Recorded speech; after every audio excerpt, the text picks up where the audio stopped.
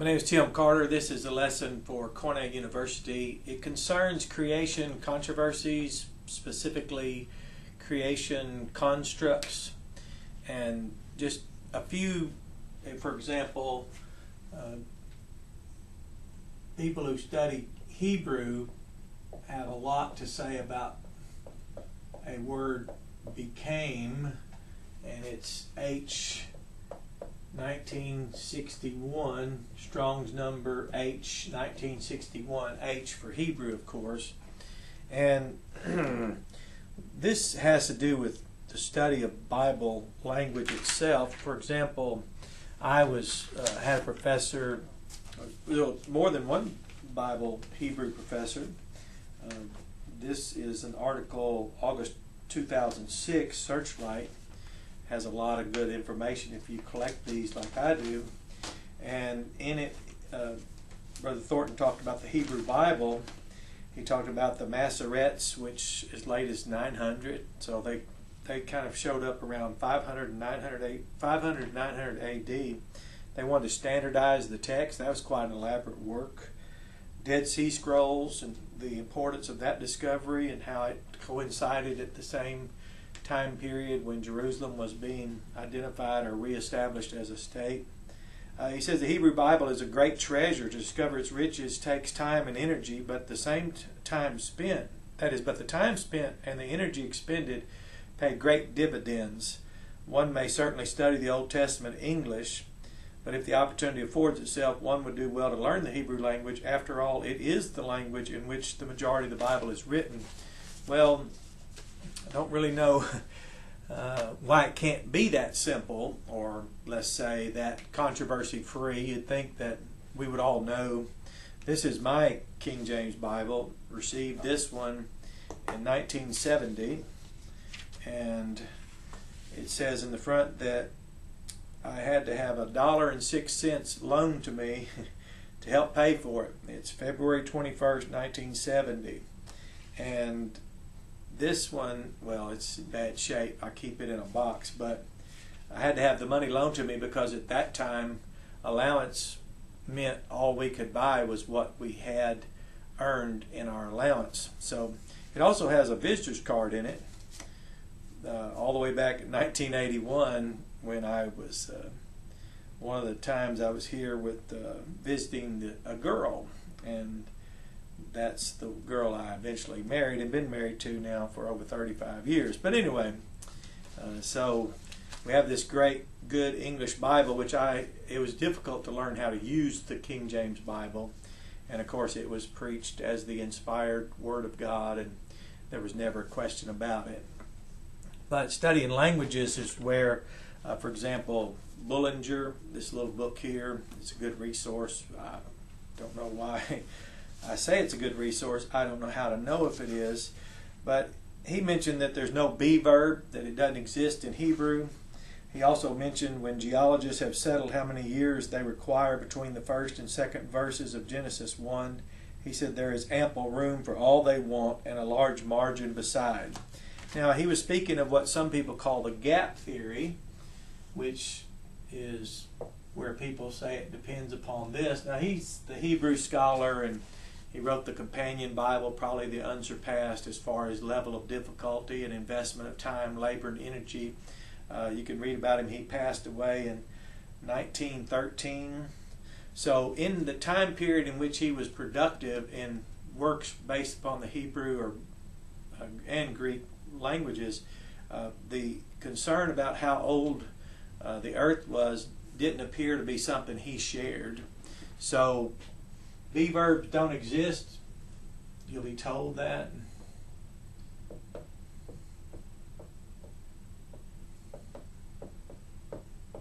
They don't exist. Brother J.C. James in another Searchlight article had also referenced that it's not in the Hebrew language. Again, this then poses concerns, and people are challenged or vice versa. And then this is a book on syntax, Hebrew syntax, And I had the great privilege of working on a paper that spoke of the use of vowel pointings by the Masoretes and how to determine based on vowel pointings when a term be verb was to be was or became. Isn't that something? So it used Masoretes or the Masoretic vowel pointings to achieve that. So we've got became, according to Hebrew. Be verbs don't exist in Hebrew according to Hebrew scholars. We have now Masoretic vowel pointings, which if you read Mark Thornton's article, August 2006, that system was placed into the Bible between 500 and 900 AD. So now there's not agreement among these Hebrew scholars, or the Hebrew scholarship, I should say. And so I did enjoy writing this. Writing the paper.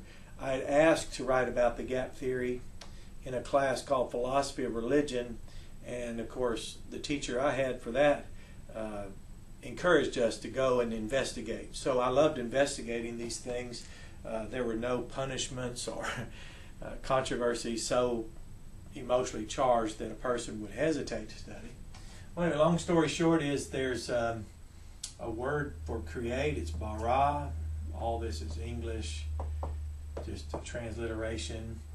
And then I had researched where some people think it means create as far as something comes into existence, and others say carve or shape something that already exists. And there's Hebrew scholars that teach that.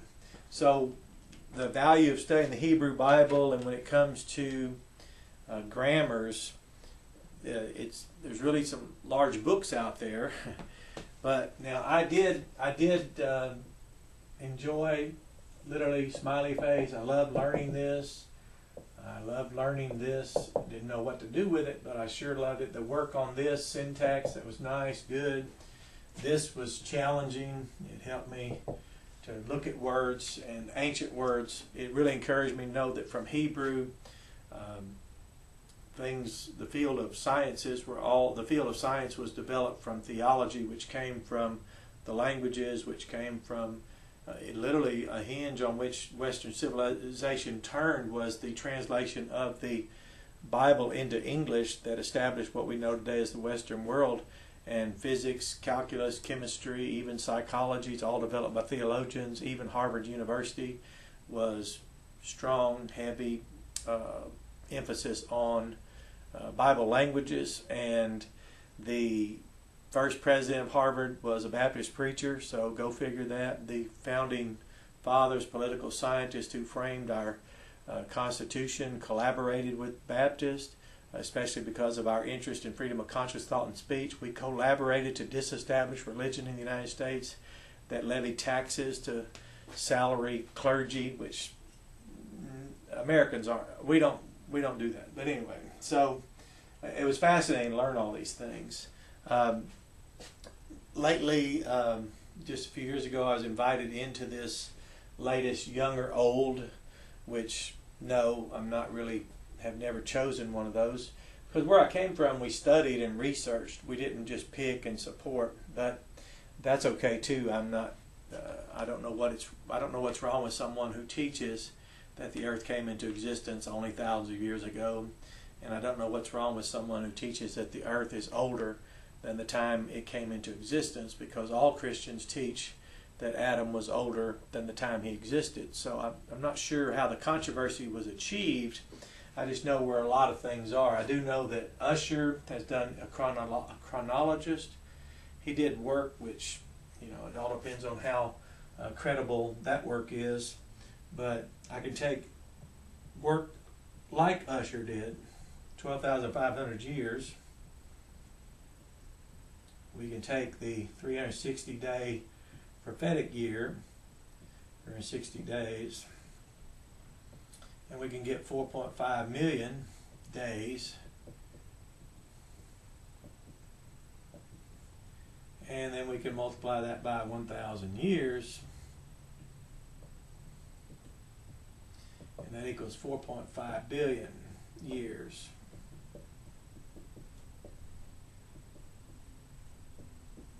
And what we can learn from this is that by, for example, Neil deGrasse, a famous physicist, just says don't bring 6,000 or thousands of years into his classroom.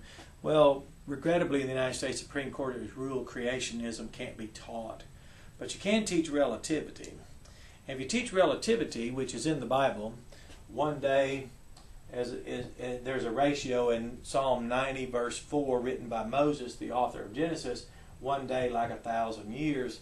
And you can show someone, let's say a scientist who's an atheist, that you really are not wanting to win an argument, you're wanting to win him.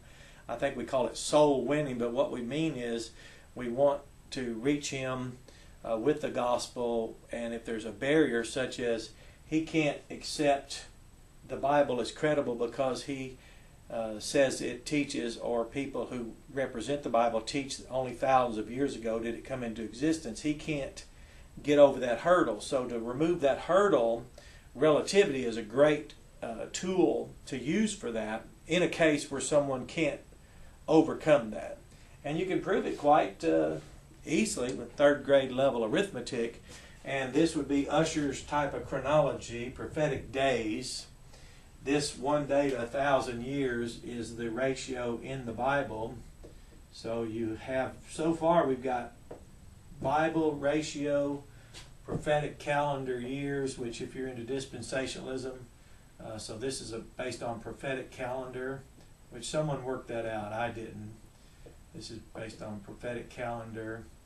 And this would be on the type of chronology of Ussher, let's say. So the field of chronology is, and being a chronologist, that's credible.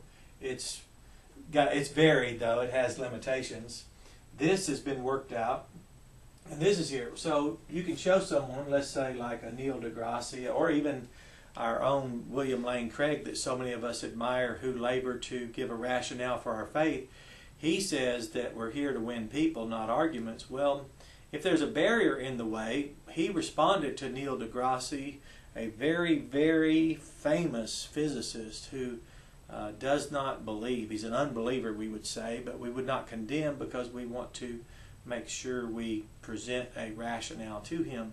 So instead of getting into conflicts with each other, which there are people that do that, but I think it's because they really don't know how to help or prevail the barriers between them and, let's say, atheists or scientists or agnostics or occultics or New Age. But we have a way, since science is now a topic, and you really don't want to miss it because we have a window open here where people are having actual serious conversations. So relativity, but William Lane Craig took issue with Neil deGrasse saying that 6,000 years was actually a minority view. And that means William Lane Craig is unaware of relativity in the Bible. He's well aware of relativity. He's a brilliant man, a genius, would be nothing inappropriate to say of him. He's probably one of the greatest apologists. He's a great mind. He works things from philosophy, from theology. He has knowledge of hermeneutics and does apologetics masterfully. So I would never impugn him. It's just that when he responded to Neil deGrasse, he was not given a rationale for why do Christians assert thousands of years. Well, just to show you why, it's because when you take your Bible, and this is the inspired King James, you say, well, how do you know that? Well, it's 1970, and at that time, everyone would stand in the pulpit and say, this is the inspired Word of God, and nobody really, I guess in our area, it had not been had yet become a controversy. So I was very much happy to have it. When you get a Schofield reference edition, which is the one used by Bogart Press as the one that is to be cited and quoted from in our curriculum that we use, it'll have columns in it that have dates, and you'll notice in Genesis say 4004. Well, again, there was no controversy at that time, and some of the research I've done on Ussher and chronologies they were trying to tie historical events to literally pin it to history throughout to show the credibility of the things to which the Bible made reference. So could we show a rationale? So yes, to Neil deGrasse, who will probably never listen to this video, but I would hope and pray, I will pray to that end that he gets a chance, because he knows that the fields of science came from the Bible. Even the glossary of science, biology's Greek word, zoology's a Greek word, zeme's a Greek word from enzyme. Oh my, I can't even name them all. I have one little pamphlet that just of transliteral words from Greek are 250 words. So if you ever hear someone say, I don't like talking about Greek, well, tell them to stop talking, because we say so many words that are from the Greek. And these things, I noticed good brethren, a young man recently wrote, want to know why we shoot our wounded. I don't know what he's referring to. I haven't been in an organization around people where they didn't do something, but if the wounds are people that have gone through some kind of, let's say their marriage ends, a pastor, for example, or a loss in their family, a tragedy, or I don't know what else, but I don't know what would cause someone to want to, kick someone when they're down. But also I don't understand, I don't really care about people taking shots at each other about young or old earth when we're here to reach people, make disciples. We're not here to make disciples who use the King James Bible to stop using it. We're not here to make people who, like myself, had a Bible that I was told was the Word of God that was inspired, and open it up and it tells me 4004. If it wasn't credible, why'd they print that in there? And if Scofield's notes are so spurious, why do we still have that Bible today being used even in our own Bogart press? And if things are so evil and so wicked, I'm not sure I understand that type of spirit, but it doesn't seem to be giving answers that are very attractive to people who are in fields of much more higher degrees of difficulty. But relativity, we can talk about in the school. Einstein was Jewish. He was well aware of the idea of the invariance of light. He was well aware of instantaneity, the suddenness and immediacy. So when people ridicule Big Bang, something that happened instantly, it's not really the approach to take with people that are in science. If science has regrettably, let's say, misled someone, or the data has influenced them to where they don't take the Bible seriously, just mocking science is no method of reaching a person who's in science any more than they mocking the Bible is gaining any, ingratiating any favors from Bible believers. So whatever's going on, preachers that banter with preachers by accusing someone, I've been accused of being a Calvinist. Of course, I didn't know when that became an accusation. I've been accused of being an Arminian, which the person didn't know what Arminianism was, and I at the time didn't quite know what they were talking about even when they were accusing. I've been accused of being a young earther because of relativity, using Usher chronology, prophetic calendar, and the Bible ratio to get a number that I did not have to have technology to produce.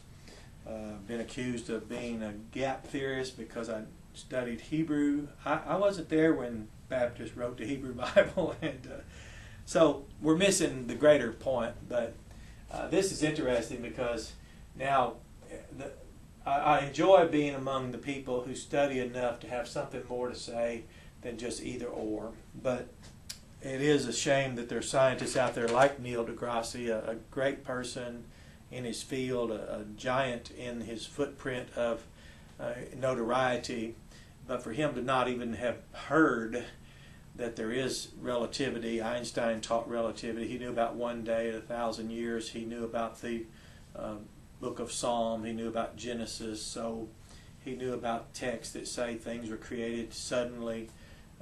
So he wasn't unfamiliar with the Hebrew Bible. And so if there's some value to the Hebrew Bible, it's the fact that it was the root from which we have even our Bible today, my 1970 edition with my 1981 visitor's card that I would not let my girlfriend turn in because I did not want those church people calling me, coming by and visiting me, and so I still kept that. It's a treasure to me, and I will never part with this intentionally with my original Bible. And no, I will never find a reason to belittle someone because of the kind of Bible they use, such as King James. So I'll teach them how to use it, and this is where language, so we don't really know people. You won't really run into people that have ever really read this and used it to write a paper. You won't run into people that use these things. A lot of what we are taught is in a seminary, for example, you gain a subject matter level of expertise that calls for a larger purpose than ridiculing someone. For example, I can't understand if someone's pastor, one of the Lord's churches, he's a father to his children, a husband to his wife, a brother in the covenant. He's believed the gospel, been fathered through it. He's been baptized in the New Testament manner. He's come out and severed his ties. He's had the profession of faith conferred upon him. He fellowships into the gospel, memorializes Christ in a communion service, and is making disciples and taking the gospel in all the world. I'm not sure how to use something that within its own field does not agree. The Masoretes and the vowel system is as a trigger or a determinant for was or became or become doesn't agree with those who say be verbs don't exist and this is always became. So before it, so usher and chronologist don't agree. Prophetic calendar, that's still something you have to research, so we did. The one day to 1,000 years, but it's fascinating that when you follow things that are established, we can come up with a lot of interesting things that even if you say became, as I can assure you, when I was taught became as a fact, it wasn't a malicious instructor, it wasn't an ill intention. And when I learned about the vowel pointings that can be triggers to determine when it was stative or became transitive, no one had any ill will or an agenda. It's called education. So I don't have to put any time here when it says became without form and void or formless and void. I don't have to ignore the one day to 1,000 years. It's mentioned in the New Testament where Peter's trying to teach people to understand how time really works. I don't have to reject 360-day prophetic calendar. I don't have to toss out usher. There is some credibility there because even though people might disagree with the accuracy, and I can even show perhaps why they would say as or approximately 6,250 years. Why is that? Because they may have just only been counting day and not including night. But I wouldn't know how to know that. I wouldn't know how to know what they knew to superimpose the vowel pointings. But I am intrigued with how impressed the Bible is that it brought physics, chemistry, calculus, even psychology, all the glossary and vocabulary of science into the Western world and did such a remarkable job to provide all that we have today. And now a basis of technology, or a technology that allows us to take the gospel to all the world, and we don't have a better answer to an atheist than to have Christians ridicule young earth and scientists ridicule young earth and scientists ridicule old earth because they don't believe in creation. And then Christians ridicule old earth because they don't believe in evolution. So it just seems all negative unless you really want to study it out. So if you're not about negative things, and you're about positing, which is the verb of positive, which is an adjective, if you want to posit outwardly from the text, we can come up with a very strong case that the Bible is a book that's credible, although by man's religion it's not been used in a very credible way. It's become very incredulous. So for William Lane Craig, I would appeal to his brilliance to perhaps consider demonstrating the reality of relativity, special and general, in the Bible. Show the ages of people up to 1,000 and then show how it's been reduced today as geneticists have done. Show the ratio here and demonstrate that. So Christians, we don't participate here at imcornet.org, Landmark Baptist Church. Our Cornet colleagues Cornell University, we're achieving university through diversity. We don't expect people to come here and say, well, you have to be a young earther. I mean, and you can't be a young earther, or you have to be an old earther, or you can't be one. How would they know? So when we show them there's something better, and those that disagree with this, it's quite, I wouldn't know your basis of disagreement with relativity now. You can disagree with simple arithmetic or the use of 1 day in 1,000 years. You can disagree with prophetic day, year, 360. You can even disagree with the use of chronology, the study of chronology like Usher did. And the best I could do is get to 6,250. And that's only because Jesus said there's 12 hours in the day, reminding me that sometimes the Bible says day and night, which night is 12 and day is 12. And people work 6 days and rest on the 7th. So 6 12-hour days we work and we rest on the 7th day. So I would not rule out chronology and research in it. I would not rule out prophetic calendar of 360. I would not throw out 1 day in 1,000 years. I would not throw out the Masoretic vowel system nor the definition of Ha-Yah has become. For none of these are determinants. But when you try to make one thing, as Bullinger said, when the geologists figure out how much time they think the earth is or how old it is, he said there's ample room between verses 1 and 2 of Genesis. Well, that's overworking that text, and there's just so much more to be known. So, but to Neil deGrasse and other scientists who have preferred to be atheists, even Sam Harris, I love listening to many of the things they say. They're very brilliant people. And I can see why they're very frustrated when they see the atrocities of man's religions like Holocaust, inquisitions, persecutions, criminalizing people, kings, outlawing Bibles, and we had to flee to this country to avoid the persecution by tyrannical kings and maniacal religious leaders. So we're here in America where there is no king of the United States, there is no church of the United States, so we can study everything. But for the sake of apologetics, IamCorne.org, which is the ministry of Landmark Missionary Baptist Church, our intention is to even reach the nation that is that group distinguished by any characteristic. We're even interested in reaching scientists. So if you are listening to this, you have been intrigued by it, just know that there's a lot of data. I don't have to tell an educated scientist where scientist was derived or from which it originated. So the origin of science is very important, and it's good to teach it from the view of Bible language. So you have a blessed day.